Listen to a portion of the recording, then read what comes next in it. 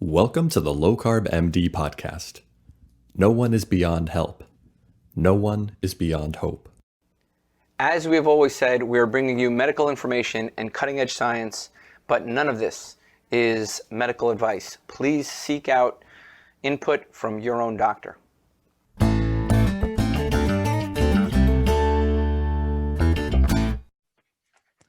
Hello and welcome to the Low Carb MD podcast. Today is kind of a fun day. I have my new partner in crime, Kristin Baer. Welcome. Hello. Obesity Hi. medicine specialist, my partner at the Low Carb MD San Diego. And this is our first podcast we got to do together. So this is kind of fun. Welcome, Kristin. Tell people a little bit about you. Thank you. So happy you are letting me co-host a few episodes with you guys. So as you mentioned, I am board certified in obesity medicine, working with you now in San Diego at our new clinic and helping people obtain their optimal metabolic health through weight loss and, direct primary care. So very excited to be joining you. Now, guess what? We have a great guest. Someone I got to interview before, so I got to cheat a little bit. Dr. Ramon Issa. He is Loma Linda guy. He spent time over there 3 years as the medical director in the urgent care ER setting there. So he's seen all the disasters that's happening from a metabolic standpoint, and one of the nicest guys on earth. And he has an amazing story. When I heard his story, I couldn't believe it. So Doc, welcome. Tell us your story and we'll shut up. No. Thanks for having me, Brian and Kristin. And I'm very excited to hear about your practice, your low carb nutrition practice in San Diego, and I'm encouraging everybody that needs to get hooked up with a physician in primary care to look you guys up and to address the root cause of what we see. Like you said, when I worked in the ER, so I'm a board certified family medicine physician since 2004. I had a solo practice for 4 years in which I got burned out, honestly, because I went through my residency in family medicine, preparing to kind of, stamp out disease and prevent illness. But I just kept watching people getting sicker and sicker, more obese.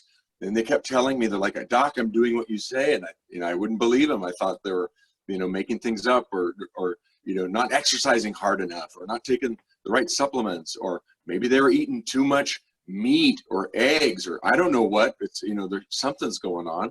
But so I got frustrated, and that's how I went into the emergency room. And because I felt like at least there, I felt frustrated going through residency in family medicine. Then I get jumped and I start my practice, and I'm not able to do the thing that I was trained for thousands of hours and many years to do. I could not get why people were becoming diabetic right in front of me, why people weren't getting better, just get more medicine and more medicine. And rather than getting better, and I felt like I was not able to do what I'm supposed to do. So when I started in the emergency room, I at least felt like, man, if somebody's having pain, I can relieve it. If they're having a heart attack, I can help stop it. I can diagnose it and get immediate results because something was going on in the clinic that 70, 80% of my patients, I just felt like I didn't have a grasp on. Yeah, and I think you're not the only one. A lot of us felt that. I was feeling burned out after 17 years in practice and looking at it. Kristin comes from a similar background as you, doing urgent care, and some of the stuff she saw. It's like it's the same thing. Kristin, how do you feel about this? Yeah, I think that your path is very common to a lot of physicians today. You go into primary care if it's internal medicine or family medicine because you want to help people and really focus on a preventive lifestyle or correcting, the underlying disease. And it's incredibly frustrating when what you're taught is not working for the majority of your patients. Yep, exactly. Yeah, and the other thing along those lines, Doc, is like you said, 70 or 80% of the people really don't care, and and that was my frustration. I was taking time away from my family and my kids to try to really help people that really didn't care. And Chris and I both yesterday, we had a lot of metabolic weight loss people, and both of us said that was the best day of our career because everyone was invested, they were listening, they educated themselves before they came in, and they were already having results. And it's exciting to see that. You say, "Gosh, we're doing something now." All right. I wouldn't have believed it if it didn't happen to me. So finally, I'm taking care of other people. I'm not doing a good job with obesity, diabetes, and hypertension, that world. So I jump into ER because I'm like, okay, if a bone is crooked, I can straighten it. I know when it's better. We all know what the problem is here. You got a cut on your skin. It's open. We clean it. We put it back together. And so it's very objective, and it's very, exact on what it is. It was frustrating to not know what was going on. Now that I know metabolic syndrome and insulin resistance, now it's not as frustrating. But when the doctor, i.e. Ramon, got sick, I ballooned to over 308 pounds. It was probably more, but I didn't want to step on the scale after 308. And something, for some reason, that number just kind of jumped out at me. And I was like, I could rationalize. I'm 6'3". I'm a big guy. I've been athletic. I was healthy. And so I've always been around 220, 230. But as I kind of gradually got heavier and heavier and heavier, when I saw that 3, that my number started with a 3, I was like, there is no way the number God wants me to be starts with a 3. I could rationalize 299 in my weight, but I was like 300. That's just unbelievable. And so I actually looked, and I was like, my BMI was 40, almost 39 point something, which is morbid obesity. And I had injured my foot, Christmas caroling with the kids, and I thought I broke my foot. And so I went to my own urgent care, which I was the director of, and I thought they could just shoot an x-ray real quick without getting me checked in. But the nurse was like, no, you've got to get checked in, you get your vitals done just like everybody else to get an x-ray. And when they checked my vitals, my blood pressure was like 185 over 110, some stupid number. And my whole life, it had always been normal. It was totally normal my whole life. And my suits weren't fitting. I wanted to go to a meeting, and I'm getting dressed, and my suit wasn't fitting. And I told my wife, and it's like, I turned to her and I said, hey, we need to get some new suits. And she's like, or you could do something else. And I was like, hey, what is that supposed to mean? Do something else. People wear suits that fit. Anyway, I just kind of got hit over and over. But because I was healthy, and because I was an athlete, and I wasn't always obese my whole life, that is actually part of my story, which kind of helped me, because when I came to the realization that something needed to be done, it actually took a very traumatic event. And I was taking care of my dad at home. He had had a massive stroke. And so I was giving him medications. He had diabetes type 2, giving him insulin, his pills for blood pressure, he had cholesterol medicine, heart attacks, cancer. I mean, he was literally having the end stages of all of these things, from, hyperinsulinemia, metabolic syndrome, obesity, diabetes. And then he passed away 3 years ago, back in 2017. And when I saw him pass away from those diseases, which I had the early stages of, I literally just saw my life flash in front of my eyes. And I knew something had to be done. I just didn't know what at the time. So how did you discover the low carb intermittent fasting world? What led you to that? So this is the part that's very intriguing, very interesting. I didn't know anything about it. Like a lot of people know, physicians in medical school and in residency, we're not really trained to learn about food as medicine and nutrition and fasting and those kind of things. I kind of joke that medical school is where people go to learn how the body works, and then residency is where medical students go to learn how to turn symptoms into chronic disease, and then pick a drug or a surgery that's the least harmful to make it look like you don't have it. And so to use food or fasting, that was amazing. But what I did remember from medical school that helped and that kind of got me on the right path was two things. One was to burn your fat for fuel. It can be done. So I remembered the body can use stored fat as energy. And then the other thing I remembered was it can only use your fat for energy if you run out of glycogen. But that's all I could remember. And that's all I knew at the time. And I said, well, I think, it sounds crazy in quotes, that my obesity, my metabolic syndrome, because my triglycerides were high, my blood pressure was high. I said, I think my problems are from something that I'm eating or drinking or doing. I mean, it sounds ridiculous, but because we were taught like it's genetic, you can't do anything about it. It's society, it's everything. And so, but I said, well, let's pretend my obesity, my metabolic syndrome, which I wasn't born with. I didn't have these things a few years ago, let's pretend that they're reversible, number one. And let's pretend that it's something I'm putting in my mouth. Okay. And that let's remember from med school, the truth is your body can use your fat as energy if it runs out of glycogen. But I didn't know how long that took. I didn't know what food had glycogen and carbohydrates in it. So I just said, I told my wife, I said, you know what? Remember this after my dad passed away. I'm morbidly obese, actually qualified for gastric bypass surgery. So as an ER doc, we always recognize risk and benefit. And I said, man, I know the patients that I qualify that can get qualified for gastric bypass. It's a very high risk procedure. So you have to be a high risk person. And that's me, unbelievably enough. So I said, I'm allowed to take lots of risk. If I can go under the knife to have something for weight loss, then I can take risk. I don't know what it is, but I said, until I know what's going in my mouth and where carbs are coming from and when my glycogen's depleting and when I'm burning fat for fuel, I'm just not going to eat any food until I know. And that's what started. And I didn't know how long that took. And so what turned out happening was every day. So I'd get up and it was just water. And then the first day was miserable because I didn't know about salt and electrolytes and, different things like that. And so I kind of white knuckled it and struggled through it. It's a very uncomfortable experience. My wife's like, are you going to eat today? And I said, no, because I wasn't convinced that my body was using fat for fuel. And then on the second day, it was painful as well. White knuckled it, kind of struggled because it was just water. I didn't have any electrolytes or, I didn't know anything about fasting or supplementing, to kind of make the process so much easier. And then on the third day, I didn't feel quite as miserable, but I didn't feel great. And then on the fourth day of just water, I woke up and I was getting ready for work and I was whistling and I was kind of skipping and getting dressed and I felt good. And I was like, this is funny. I actually laughed and I was like, where's this energy coming from? I haven't eaten anything in 4 days. This is ridiculous. And I said, oh my goodness. And the light bulb went off. And I said, okay, my hunger is completely gone. I'm not hungry at all. Whereas every 2 or 3 hours, I was starving and struggling and famished and hungry. Now my hunger is gone and I got this newfound energy. I felt great, better than I had in years, just only after 4 days of not eating. And I told my wife, I said, I'm eating today because I think I'm burning my fat for fuel. Where else is my energy coming from?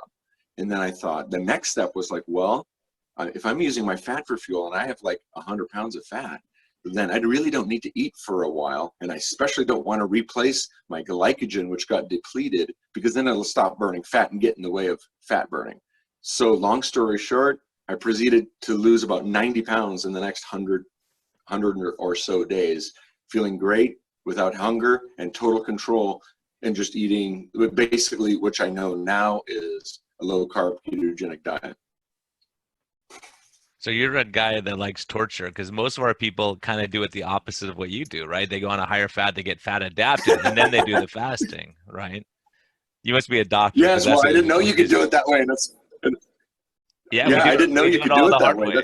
That's a beautiful one. Yeah, I had to learn the hard way. But remember, I had never had my patients, not eat carbohydrates. I'd never had my patients do any kind of, I didn't know it was called, quote, fasting or low carb or ketogenic. I thought I had stumbled on this like amazing thing and I was going to share it with the world. Then I start looking it up to try to figure out why did my hunger cravings and completely go away? Why did I have total control of what I put in my mouth finally after all these years of having no control and struggling with hunger and cravings?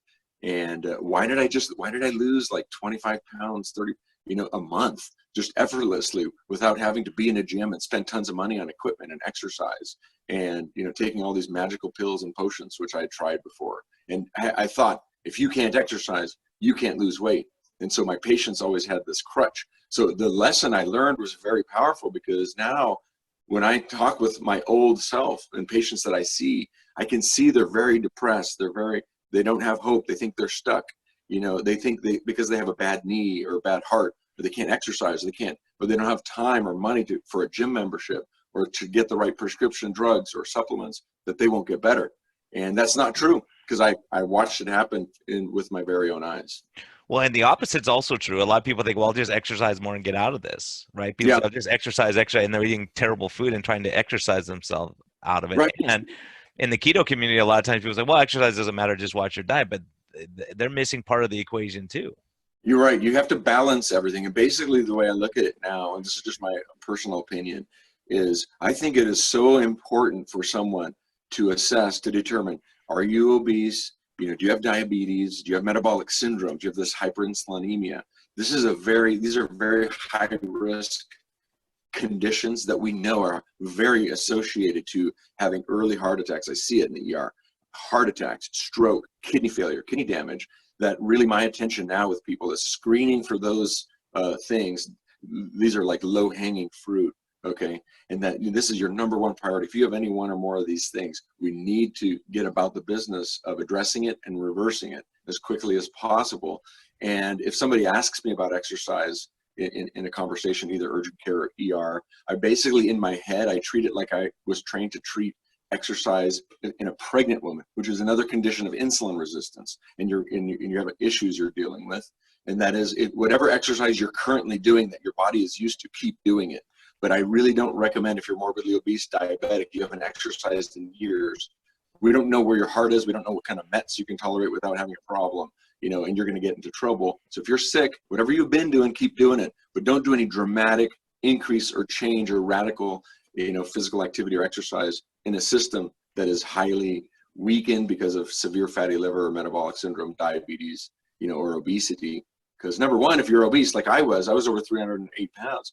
And I thought I went to go to the gym and run around, and I thought I was going to tear my meniscus or bust my ACL, or my ankle ligaments were going to fly out of my body. It hurt so bad to jump when I was morbidly obese. I'm like, this is a terrible idea to ask somebody who's morbidly obese that hasn't exercised in years to start just going crazy. Because I'll see people in the ER and boom, it's like New Year's after New Year's, they're obese, they want to get healthy, and then they come in, boom, treadmill injury, boom, you know, ankle, hip, trochanteric bursitis, meniscus tear. I'm serious. And then they're done and they're out and they're depressed and they feel like, now I can't lose weight.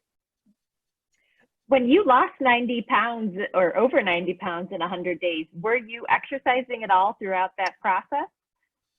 For the first week, I went 3 times on a stationary bike for 45 minutes for the first week.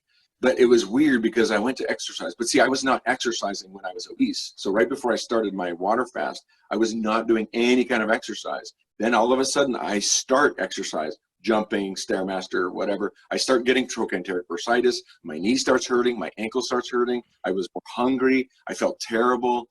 And I was like, you know what? This is not a good idea. I'm trying to get my body to use excess. I'm trying to be in losing mode, quote unquote. But then here I am trying to build up at the same time and doing something that is a shock to my system. And I was like, let's focus on one thing at a time. My body says, let's get rid of this excess. Let's get into using up storage mode. And then later I'm going to increase my physical strength, conditioning, and foundation when I'm not susceptible to either an arrhythmia, a heart attack, or tear in my ACL. Yeah, so I stopped exercise after that first week. I was like, this is ridiculous. Also, when I did the calculations on how much quote unquote calories are burned with, you know, this dude on a treadmill for 45 minutes, and it was like, that's 250, 300 calories. That's like one of my pops, one of my sodas. This is ridiculous. I can never make up for just in 15 seconds. I can drink that amount that took me 45 minutes to burn, and I feel miserable, and I'm going to tear my ACL.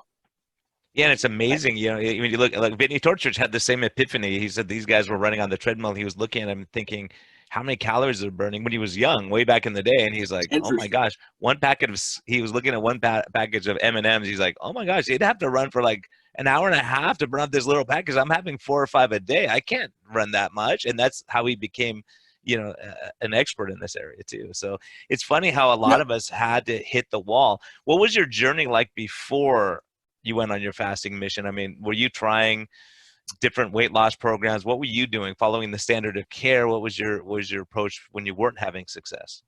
Okay, so that's a good question. So, like I said, in med school, I started out very healthy, like 225. I was athletic. I gained about 20 pounds in 4 years of med school, but I didn't have metabolic syndrome. My hunger, my appetite, and my blood pressure, triglycerides, and HDL, those were all normal still. So I was overweight, but I didn't have the metabolic syndrome. Looking back now, I didn't know at the time. But looking back, in residency in 3 years, so this is before we had the work hour restrictions, quote unquote. You couldn't work more than 80 hours in a week. And so I did terribly. I was, 100 hours a week. I was up all night, eating all times of the day or night. I went up to 285, so I gained another 40 pounds. In just the first year and a half of residency, I was 285, and I was miserable.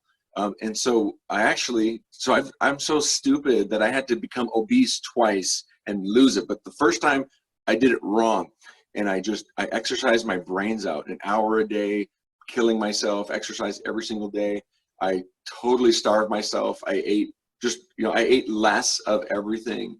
And basically it was a low carb diet looking back, because I ate such tiny amounts, like the total calorie amount was so low that it didn't matter that my carbs were 40 or 50%, because it was probably 50 grams of carbs, because it was complete starvation. So yes, it ended up being kind of a low carb thing, but not designed well, because I was starving the whole time. I kept eating bread and pasta and pizza, just a couple bites, put it down, and I had to fight every second of every day for 3 months, which I lost 60 pounds.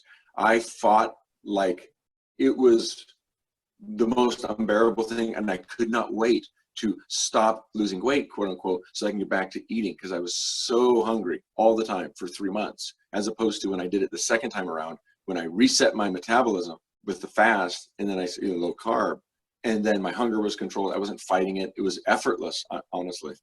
So that was the main difference. And when I lost that weight, oh yeah, so here's the other thing. In 3 months, I lost 60 pounds, went from 285 to 225. I was so hungry, and I literally gained that 40, 50 pounds back.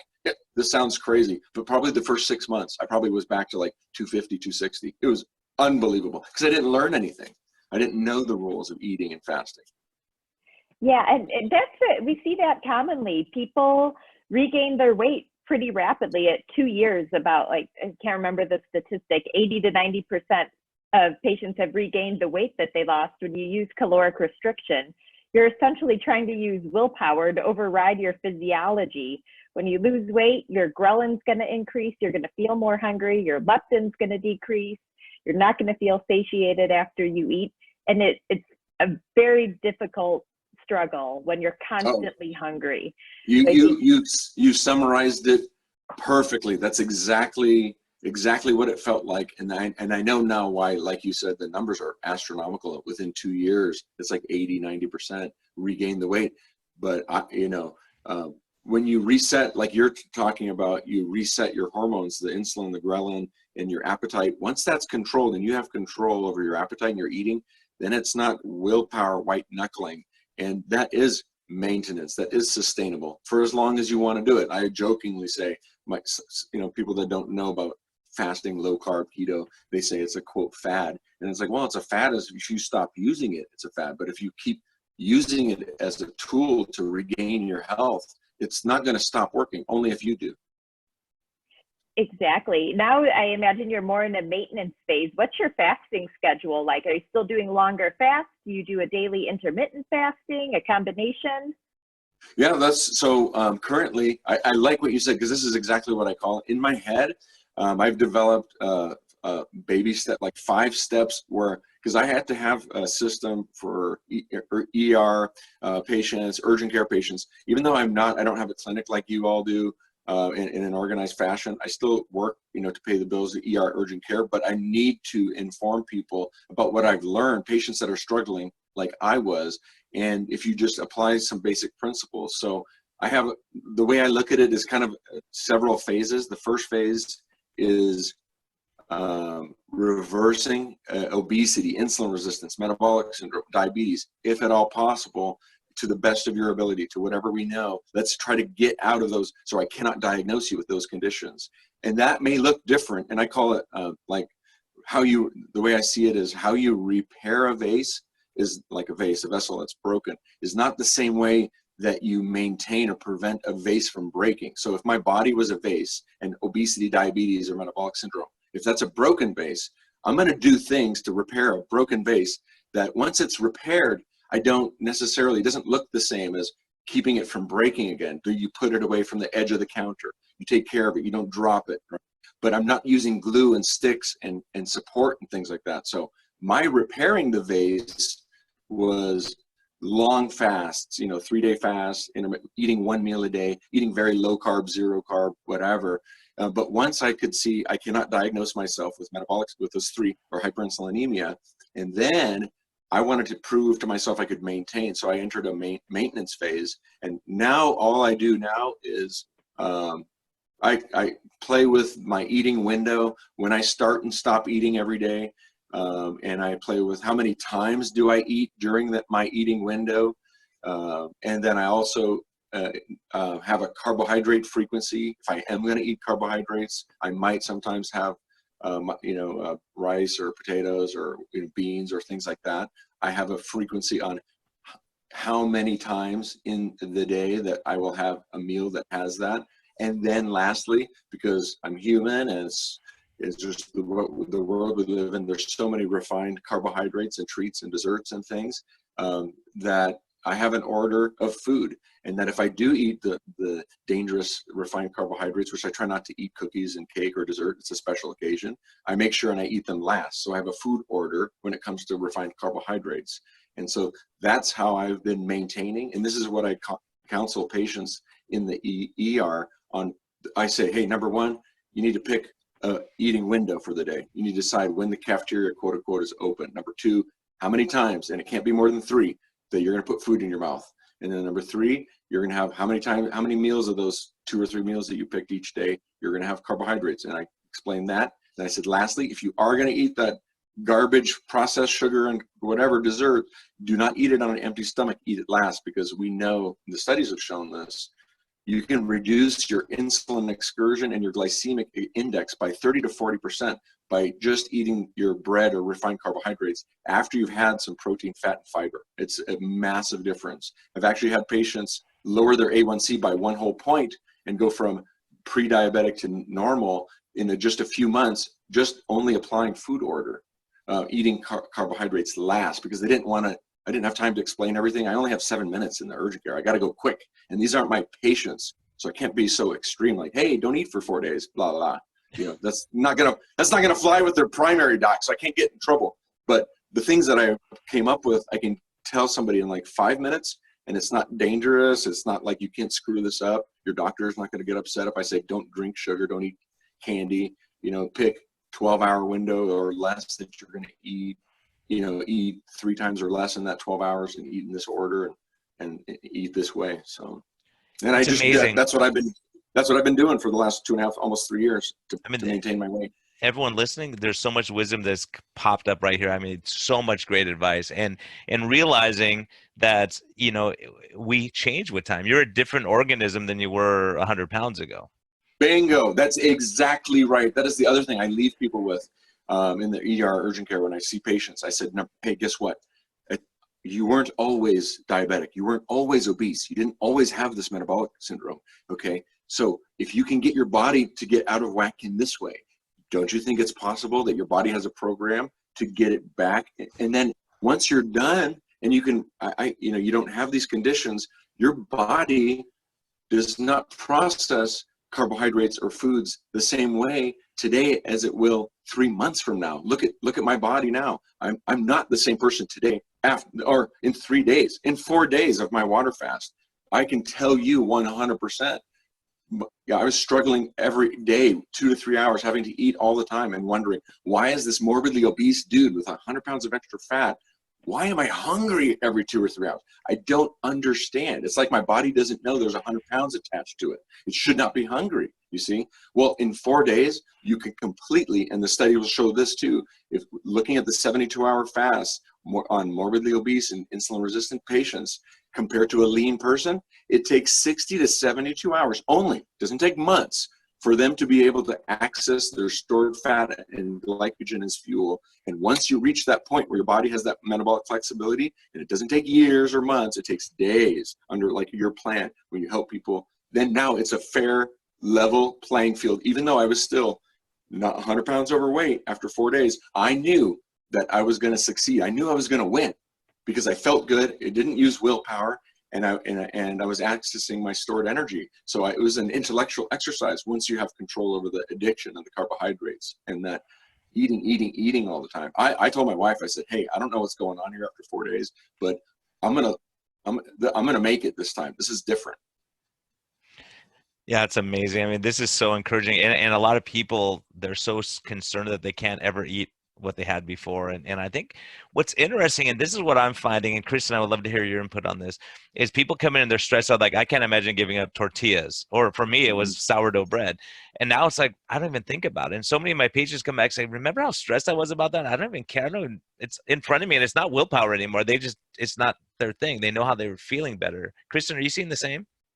Yeah, absolutely. And we treat it make recommendations in different fashions. Some people need a bridge and do well with low carb substitutes at first, and then you have others, kind of like yourself, who just jump in gung ho right away and start with a prolonged fast and greatly diminish their cravings. But it definitely is a bridge, and eventually, before you know it, patients, regardless of which method they choose, if they slowly kind of taper and use substitutes, eventually the cravings do go away. Once we can control your hunger and you're eating nutrient-dense, real food without all the processed junk and chemicals, your satiety hormones are going to kick into gear, and you're going to find the cravings reduce dramatically. Yeah, that's very important to point out that, number one, the condition that your body is in, and that includes your hunger, your appetite, what you want to eat, your cravings, that you are not going to be the same person 24 hours, 72 hours, 1 week, 2 weeks from now. So it's what we think of when we're obese and insulin resistant, we're hungry. This is what I used to think, was that there is no way that I can do what I need to do to lose weight long enough, because I can't feel this way for 3 months. Well, you don't feel that way for 3 months. It may be 3 days, or maybe it's a week, or it's 2. It's not more than 3. There was a book that I read. This is really good. Every physician needs to read this, or a clinician. It's called My Life with the Eskimos by Wilhelmer Stephenson. And one thing that really stood out, these people like lived on fish their entire lives. They never ate anything else except, he said their salad was every once in a while they'd find like a caribou and open its stomach, and there'd be like some green things in there they would eat. But he said, no, that's true. He said this one thing that really stood out about food and your appetite and what you eat. He goes, I used to believe, this is like 100 years ago too. He goes, I used to believe that we love what we eat. And he said, now he knows we don't eat the food we love, or we love the food we eat. Anyway, he said after about 3 weeks, whatever you're eating, that's your food. And he said it happened to him. He never liked fish. He didn't eat fish. He rarely ate it. But after 3 weeks, he's like, that's food. That's my food. And he loved the food that he chose to eat, rather than he thought he ate the food he loved. That's an interesting point. I kind of had a similar experience when it comes to organ meat. When I was doing carnivore for a while, wanted to make sure I was getting enough nutrition, and that's debatable if you really need to eat nose to tail. But I was struggling hard trying to get liver and kidney into my diet. And then I kind of started with mixing it into ground beef. And eventually I started to crave that. At first I was repulsed, but give it a week or two and your taste buds will change, and what you crave and what you come to love as food will change as well. Right. Like Brian said, you're not, once when I lost my weight, I was happy with the amount of fat on my body, and I was okay. And I couldn't diagnose myself with, my game plan in my head was, I'm not going to replace carbohydrates after my fast, because now they're completely gone. And then once I'm the right weight, I have the right amount of fat that I like, then I'll reintroduce the carbohydrates, in my body in a way that I don't, gain weight.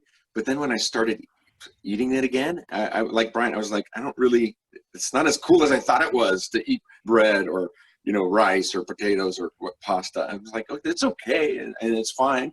But I don't know what it is, whether it's my body had changed because I've been eating something else and my body said, hey, that's your food, that's your nutrition. Or intellectually, I realized it's not required. There's no essential nutrient that's magical that is in a grain of rice or wheat or oatmeal or something that you can't get from, something else. So I don't know if it was a combination of those things, but I don't care as much anymore as I used to. But partly it's probably because once you address the underlying hormones and the insulin resistance and utilizing your stored fat as energy, you become metabolically flexible. Then now you don't need to keep re-giving your body these new glucose molecules that it's starving for every 2 to 3 hours. You can't access your own, so you got to feed it new ones. And once you get over that, and it only takes days or weeks, well, then now it's totally under your control, and you can decide if you want to eat them or not and how often. But when you're under that old sick model, it's very difficult to control. I couldn't eat less. I could eat zero. That's why I did the jump in and I just stopped eating, because I tried. I forgot to say this. I actually tried to eat less the second time around when I got obese, this 3 years ago. And I would start with a good plan. I'm like, okay, here's my plan. I'm going to eat this much of pasta and whatever, and rice and potatoes and bread and my meal. And then I'm going to stop. I couldn't stop. I started eating and I ate the whole thing and I got seconds. And it's like, well, I suck. How come I don't have willpower? What's wrong with me? Yeah, I think that's it. I think that's it. We white knuckle and we think it's all willpower. I want that cookie so bad, but I'm not going to have it. And then all day you think about the cookie, right? And so the other thing that's interesting, you both raised a very important point I want to highlight a little bit, is your taste buds change and things change. So I have people all the time and they're thinking, man, I used to have Twinkies all the time and I can't wait one day, and it's on their head. And then one day they have a Twinkie and they'll say, you know what, I had a Twinkie and it wasn't that good. And I was like, think of it. I don't even have any desire now. Now that they go back and they taste it, they go, it tastes like garbage compared to the healthy, good food I'm eating. And I felt like crap for, I got Tro in me a little bit. I felt terrible for 4 days. It's not worth it. It's just not worth it. And they look at it, and then they see it for what it is. It's no longer willpower, if that makes sense. Yep, that totally makes sense. And until I experienced that. So I'm wondering, personally, because I experienced the inability to stop eating, especially refined carbohydrates and sugary things, or things that turn into glucose. I couldn't stop eating. I thought I was addicted. Well, maybe I was, and maybe there is a pattern of addiction or dependence, but there's also a underlying physiologic dependence. Like when if I give somebody Percocet or a pain pill of some kind, morphine or whatever, if you take that opioid, that pain pill, intermittently, chronically, your body doesn't get dependent on it.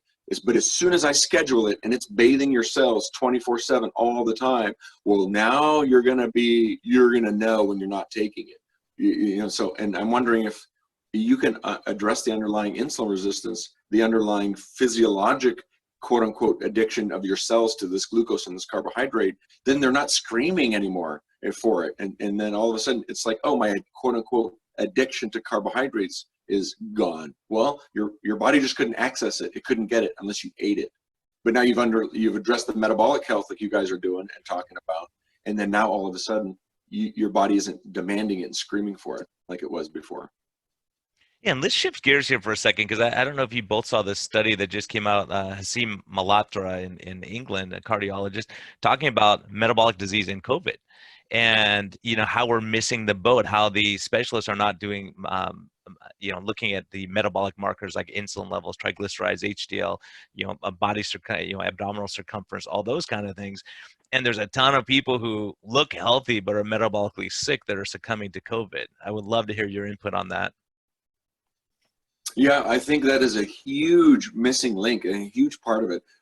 Being in the emergency room and urgent care, I've seen patients that have COVID, and the sickest ones are the most, now that I know what I'm looking for, are the most insulin resistant. But they may not all be diabetic. They may not all be morbidly obese. You may not be able to tell on the outside. But if you can see officially the studies that are coming out, and they say, quote unquote, the people that are the sickest that end up on the ventilator that do the worst, they're diabetic, they have hypertension, they have morbid obesity. In this latest study, they looked at, if you were morbidly obese, if your BMI was 40 or higher, compared to other people that were 50 years old and younger, you had over a 500% increased risk of morbidity and mortality with morbid obesity compared to another 50-year-old that was not morbidly obese. So what is morbid obesity? We know 85 to 90% of morbidly obese are massively metabolic syndrome or insulin resistant.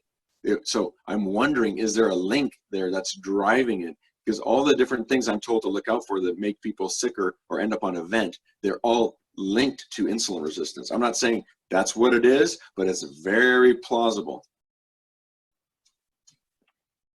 Absolutely. And with your experience in the ER, are you counseling patients on how to reduce their risk for COVID-19 complications? Or do you refer them back to your primary? Is there I guess what I'm asking, is there a good working relationship between what you're trying to briefly educate patients on in the ER and urgent care and translating that into long-term care with their primary doctors? Or is there pushback in your organization?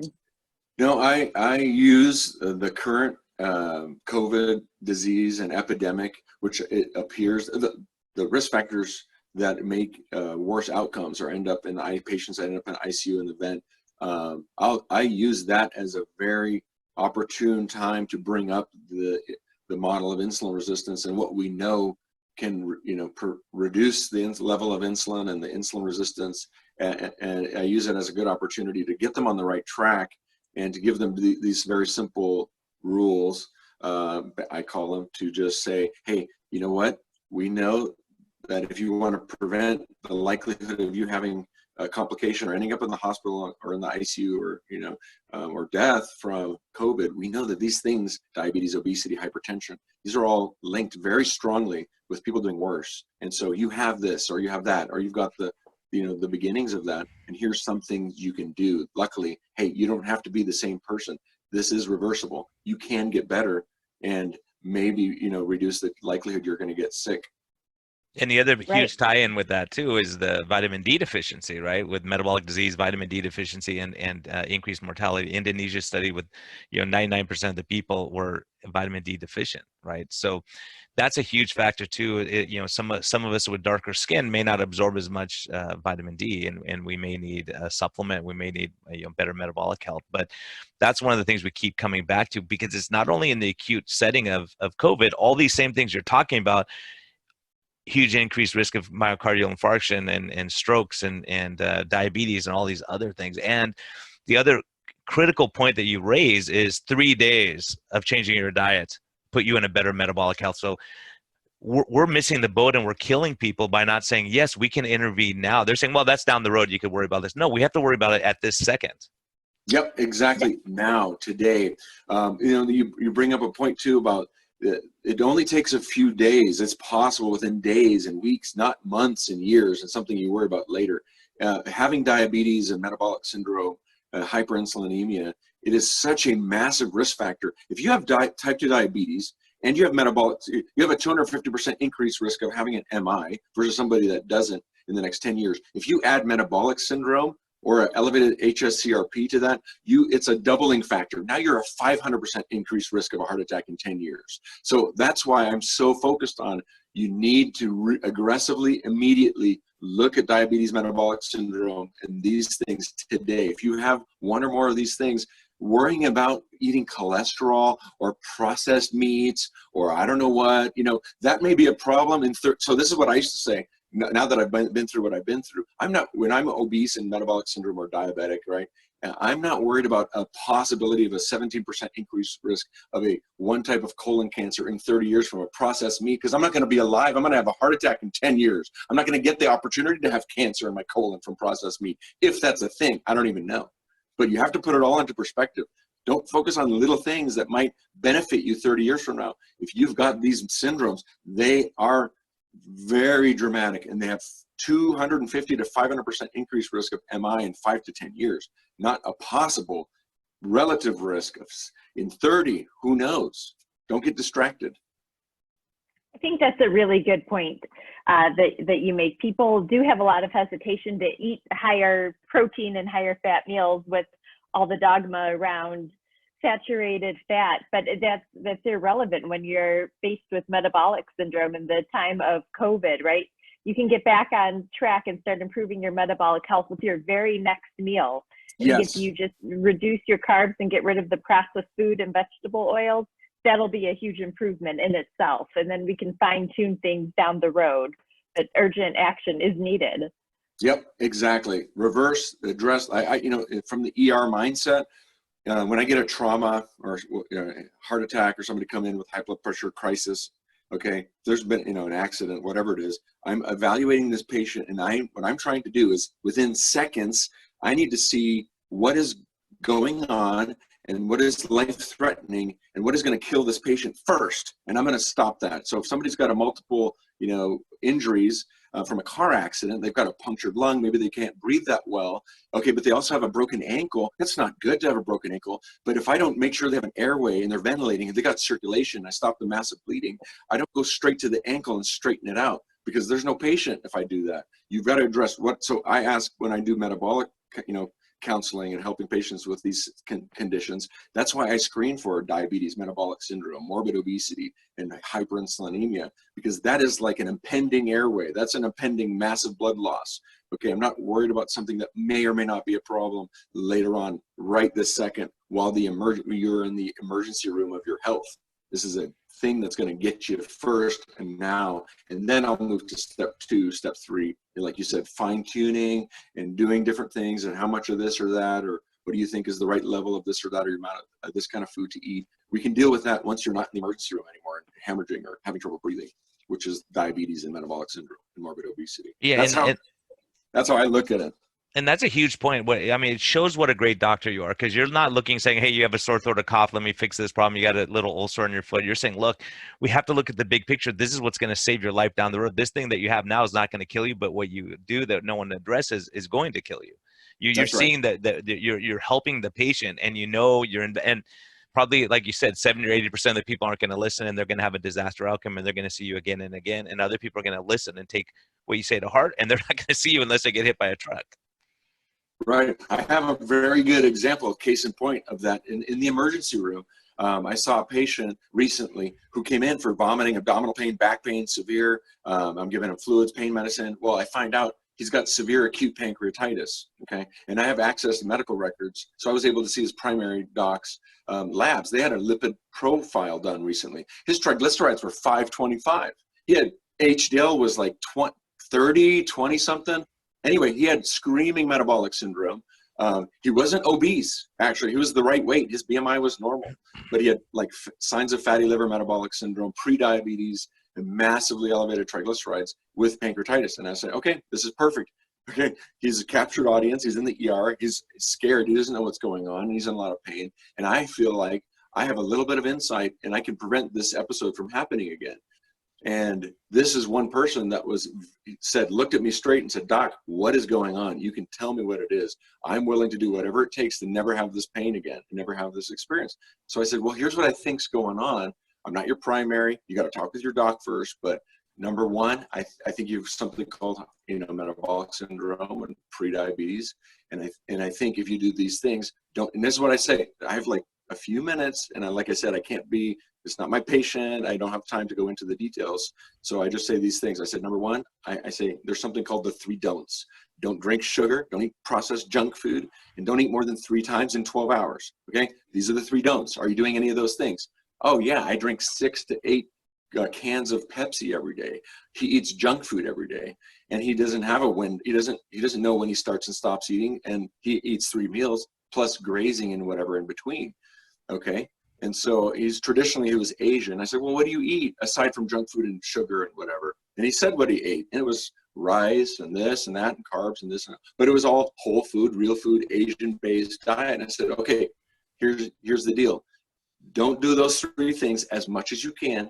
You pick how many times you're going to eat in 12 hours. And you can't be more than 12 hours, and it can't be more than 3 times.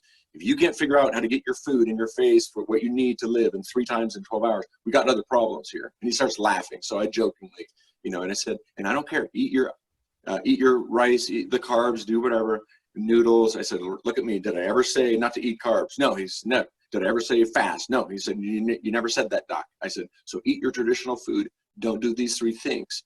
And if you are going to eat crap or garbage or sugar, eat them last. Okay. And he goes, okay, fine. So turns out 3 months later, I run into him again in the emergency room. He recognizes me. Well, in the ER, as a doc, you don't want patients to know you. That's bad news usually, right? Okay. And he's like, hey, you're the doctor that helped me. I was like, what? Do what? He said, you told me don't drink sugar, eat junk food, and only eat 3 times in 12 hours and eat carbs last. And I was like, I did. And then what happened? He goes, my triglycerides went from 525 to 80 in 3 months doing what you just said, without medicine, without pills, without anything else. Blown away. In 7 minutes, you save a life, right? In 7 minutes. 7 minutes. So you might have went 10 with him, maybe, right? It was probably 10 to 15 with him, yeah. Yeah, but when my colleagues that are practicing office medicine and they tell me they don't have time to go into nutrition and food and medicine, they don't have time. I get 7 minutes in an urgent care patient I probably have 15 with an ER patient. I've got to take care of their pancreatitis and their whatever, their sinus infection, their pneumonia, and then I cannot, because I have a conscience and I'm a good person, I cannot knowingly have a tool and have some information that may help them avoid a quote pothole down the road. I can see them what they're going to hit the brick wall. If I don't tell them what I know, I feel terrible. I've got to tell this person. So how do you do all the urgent care stuff and why they came in? Because that's what they want. Their antibiotic for their pneumonia, their tonsillitis or whatever. And then also in 3 minutes or less, that's how I came up with this focused attack plan very simply, very easily. And I got to tell them this. So I came up with it very quick, very simple, attack, focus, and then, and then work with their docs without having any issues. And that was just one of the most recent examples of how easy it is. And I think the point you're making is the reason they don't have time is because they haven't taken the time, right? Exactly. You haven't taken the time to say, look, I'm going to invest up front and my patient's going to be a healthier patient. If I'm taking care of you, like you're in a different situation than me, I'm going to be taking care of this person hopefully until, for 20, 30, 40 years. So if I invest up front, I understand that. So when Kristin first came, and this is a new style of medicine for her, she's like, holy cow, these first two patients are very, very, very complicated. Why? Because they're metabolically sick. If we do our job and we get them metabolically healthy, guess what? In 2 years, 1 year, 6 months, are going to come and go, oh my gosh, remember all that eczema I had? Gone, my stress, anxiety, all this stuff. But it's an upfront. We have to invest up front, and we can't fix all the problems in that first visit. So sometimes we have to spread it out because people are so sick. And some people, like what you're saying, is they just need a little tune-up, and that's easy. Say, oh, just cut out the soda. Okay, that's going to make a difference by itself. And so that's why it's exciting, because we can see, we understand it's going to be hard up front, but over time, these people get healthier and healthier. And that's been my experience clinically, and that's why it's exciting. Yeah, that's really neat. And actually, it's taken me 3 years of study and research. I'm just looking at my bookshelf here. I've probably read like 75, 80 books, all nonfiction, boring, quote unquote, nutrition and diet and all these different things books. So to come up with something where I can tell somebody in 3 to 7 minutes, yeah, my colleagues that actually understand and they've seen it with their own eyes, that I've been living and breathing and eating this and trying to figure out what is the most effective, fastest, reliable, focused way. What are the root causes of things that I can say to somebody who has no idea? They just walked into my world, but I've been living, eating, and breathing. But I can leave them with actual, tangible, like act today, like you said, Kristin, today, your next meal, you can change. You can apply it when you leave the urgent care, when you leave the office, when you leave the emergency room.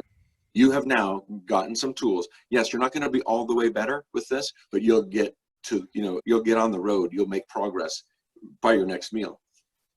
Yeah, and I love how you made this kind of bullet point quick approach that can be done in 5-10 minutes, because that's a big concern for not just ER urgent care, but primary care too, right? You're under the gun to see a patient every 15 minutes. And I think a lot of physicians use that as a reason why they don't go into counseling on nutrition and lifestyle.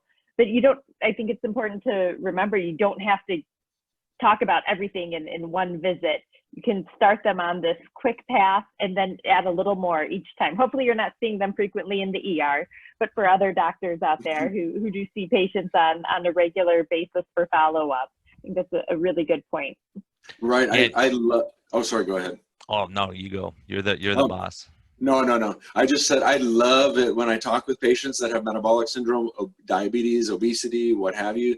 So and then I find out that they're drinking pop and juice and sugar and eating junk food and all this stuff. I love it so much because that if you just do those first 3 things, those first 3 rules of don't drink sugar, eat junk food, and eat more than 3 times in 12 hours, like this guy was doing, that could be a massive benefit, a massive start.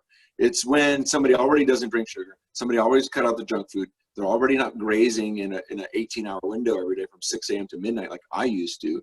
Then you got to finesse it and fine tune it and tease it out, and it takes a little bit more time. But I screen for that. Do you drink sugar? Do you eat junk food? Do you eat more than 3 times? And when do you start and stop eating? I'm like, boom, they're breaking all 3 rules. This is awesome. I don't have to go into all the nitty gritty and into the weeds with this person, and they will receive a massive benefit. And it takes me 3 to 5 minutes to say, try these things and see what happens. And guess what? Yeah. If you don't get better, if you like carbs so much, you can, whenever you want, you can start eating carbs again. You can start drinking sugar again. If you don't like how you feel and it's not working, it's not like, oh no, I said to Dr. Issa, I can't ever have carbs again, so my body can never. Well, you can stop at any time, stop and do whatever, right? So there's Yeah, no. yeah, I think that's an important topic, and also, you know, what I love is I was thinking about it when you were talking, because what you like, most of us people going into a pool's a little bit cold. You go in, come out, go in, go. You know, they go in one step at a time, and they keep going in and out until their body gets accustomed to it. Other people jump into the deep end and just get it all over with at once. Getting past the waist is always the tough part for the guys, right? So just jumping in, it takes all that out of it. But you know, the other thing is you jumped into an ice bath, right? You didn't just jump into a pool. You jumped into a full blown ice bath. So I think that's for us to understand our patients and where they're at, because some of our patients need hand holding and just to slowly get rid of one thing at a time. Others say, look, you want to start out, like, let's go carnivore right from the start. Let's cut this or go higher fat and then taper that over time. And I think the one thing is, those of us in this realm have always been called zealots. And they go, you're zealous, you hate carbs. No, if you're healthy, metabolic. I had a guy yesterday came to me, he's in maintenance mode, and he goes, he's like 0 carbs. I go, look, you're fit, you're healthy, your BMI is perfect, all your numbers are great, your cholesterol, triglycerides, everything's perfect. If you want to liberalize your carb, let's just watch and see how you do. As soon as you start getting metabolic sick, then we have to change it, right? Unless you have a problem, you can't. It's like if you're an alcoholic, I don't say have a beer every once in a while. You don't if you can't handle it. So, you know, it's that thing where we're learning each individual is different, and the approach is going to change based on that patient in front of us. Yeah, exactly. And that's actually, so the reason why that I incorporated carbohydrate, like from grain, like rice or bread and pasta and potato and things like that, back into my diet, was because I said, well, when I was metabolically unhealthy, obese, you know, metabolic syndrome, okay, my body had insulin levels were off. I couldn't process carbohydrate energy. I was metabolically unflexible, that when I did not eat carbohydrate, when I could not access my stored energy. But then when I lost the 90 plus pounds and I looked at my labs, I looked at my blood pressure, my triglycerides are perfect, my HDL is perfect. I said, let me see if I can diagnose myself with metabolic syndrome. And I looked, 5 criteria, 3 out of 5, I don't have it. Boom. So I don't have metabolic syndrome. Do I have fatty liver? There's a fatty liver index on MD Calc. You can look, it's 95% accurate in ruling out fatty liver. It's like, I don't have metabolic, I don't have fatty liver. And I was like, do I have type 2 diabetes? No, I don't have type 2 diabetes. Am I obese? No. Then I look, am I insulin resistant? What's my fasting insulin? And then what's my triglyceride glucose index? What's my HOMA-IR? I'm like, I don't even have insulin resistance. And I was like, okay, well, that if I'm normal, quote unquote, a normal body should be able to handle some type of carbohydrate intake and not get diabetic and not get obese and not get metabolic syndrome. And so I said, I'm going to test it on myself. Now that I'm healthy, I cannot diagnose any of these disease, conditions, and I have normal insulin levels. When I don't eat, I burn, access my stored energy. When I eat, I can use that. So why can't I reintroduce certain level of carbohydrate and just not get insulin resistant, not get hyperinsulinemia? And can I do that? That's how I came up with the rules that I have, these like bullet points, like Kristin said. And I was like, and I just tested for months, and I was in maintenance mode, reintroducing, expanding my eating window from, 15 minutes once a day, like 1 meal a day, to then 4 hours, 2 meals, 6 hours, 2 meals, 8 hours, 2, 2 to 3. And I'm like, okay. And I eat 2 meals or 3 times. I eat carbs one meal each day. I eat this order, I do these things, and I check my labs, check my insulin, I'm like, this is phenomenal. So what you call healthy, we all have to decide, what can a healthy body do? And if it is now normal, and you've tried to diagnose insulin resistance or diabetes metabolic syndrome and you can't, then we know the body was designed to handle fat, and carbohydrate as fuel. So my ultimate goal for myself is to be able to be metabolically flexible and to not get metabolic syndrome or insulin resistance when eating carbohydrate. So I tested it on myself, which was also some of the reason why I was able to help others, because they thought, well, I'm not going to try this low carb thing, fasting thing, because I'm not going to do that the rest of my life. And I was like, well, what if you don't have to? What if you can get normal, quote unquote, right, with doing it and using it as a tool? Like I said, the way you repair a vase is not how you prevent the vase from breaking after it's repaired. I said, what if you used fasting, low carb, and these things as a tool, reverse the underlying condition? Now you're, quote, healthy, and we can confirm it with labs and how you feel. And then you can reintroduce carbohydrates and eat them again, but you're going to eat them differently, and you're going to have different rules than you had before.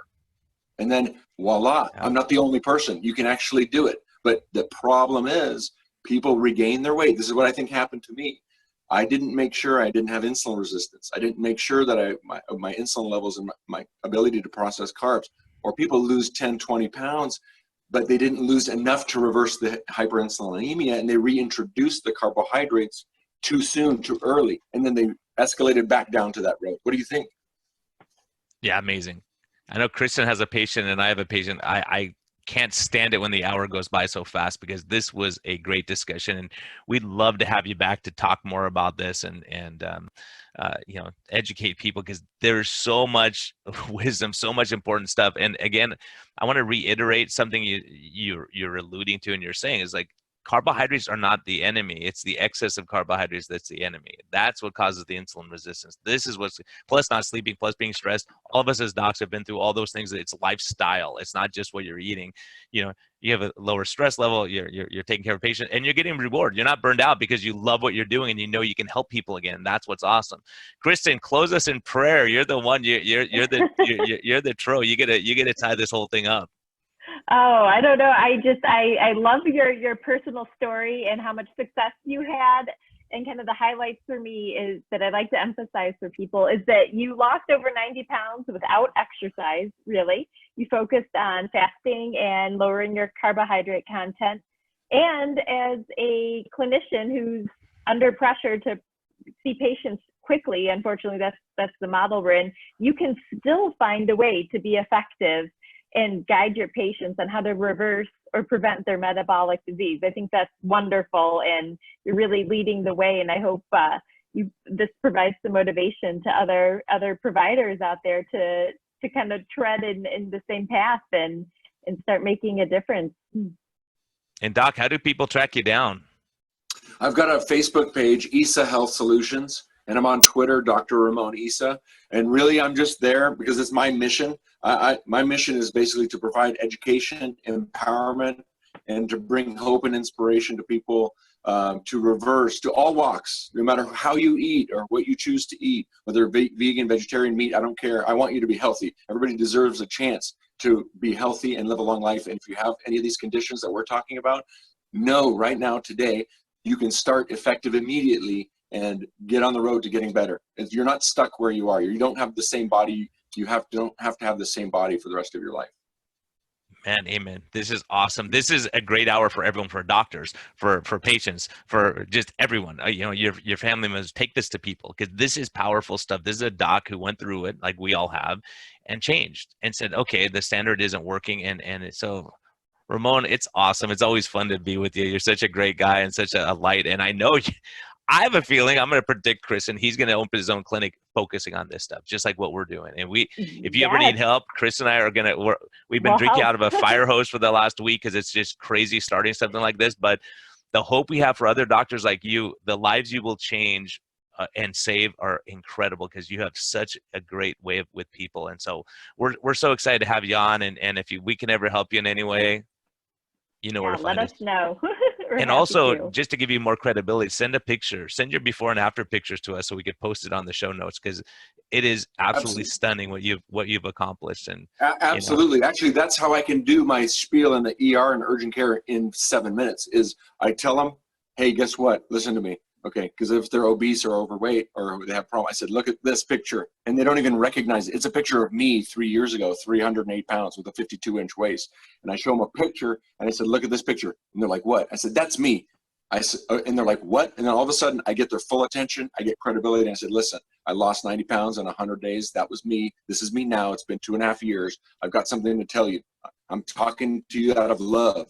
Okay, I'm not scolding you. I'm not upset with you. But if I knew what I knew now and I didn't share it with you, I would be upset with me if I knew that I knew how to get you better. So, but I do have a picture that's very important to show, because all of a sudden that people listen. Man, you're the best. You're the best. Keep up the great work. I'm so happy for your patients and what you're doing. So everyone, thank you for listening. This isn't a gold episode, it's platinum. This is platinum. There's so much. You're going to listen to this one 3 or 4 times and take new things every time. So Ramon, always a pleasure. Thank you so much. Have a great week. Kristin, go see your patient, and I'm going to come to work right now. This has all been fun. Now I got to go work. Thanks, Brian. Yeah. Thanks, Kristin. Thank you all. Thanks, everyone. All right. Bye-bye. Hey, man. Thanks so much. That was awesome, dude. Awesome. You were great. Brian, was That felt like it went really well. Did that go well? You crushed it. I'm telling you, it's awesome. All the points you brought up are just like, it just makes all the points I've been trying to make, and it's great, because you're saying, hey, look, I love it. you don't have to the rest of your life. And when people realize that, they go, oh, if I get myself healthy, then they're more motivated to get healthy. I think it's great advice, because everyone's looking. Like yesterday, I noticed, like, I had 3 people come in to establish care for medical weight loss, and all of them said, yeah, for the last week I've been eating cookies and donuts and all that because I knew you were going to tell me I couldn't do it anymore, right? So like they're just being honest, and they go, I just don't, it's so stressful for me to give it up. And I just said, I'm going to have as much as I can, right? And so, and it's funny, that mindset, man, I'm seriously, Brian, when I tell people, I show them my picture, I said, listen up. I was where you're at. I know what it feels like. I'm not hounding you. I love you. It comes from a good place. I was in your shoes 3 years ago. And then I say, number 1, you can stop at any time if you want. You can eat carbs. You can stop fasting. No big deal. Guess what? You're done. Number 2, I believe it's happened to me and a handful of others that I've coached and consulted, that if we can get you to not have any of these conditions and to not have a hyperinsulinemia and to become metabolically flexible, I believe the body was designed to both eat carbs and not eat carbs and go back and forth and not get sick. This is not forever.